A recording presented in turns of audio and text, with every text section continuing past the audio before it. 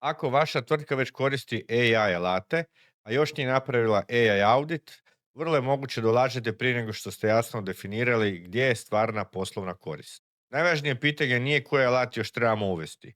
Najvažnije pitanje je u kojim procesima danas gubimo najviše vremena, novca ili fokusa ljudi. To mogu biti ponude, izvještaj, interna komunikacija, priprema sastanaka, obrada dokumenata ili marketinški sadržaj. Zatim treba pogledati što se od toga ponavlja iz tjedan u tjedan.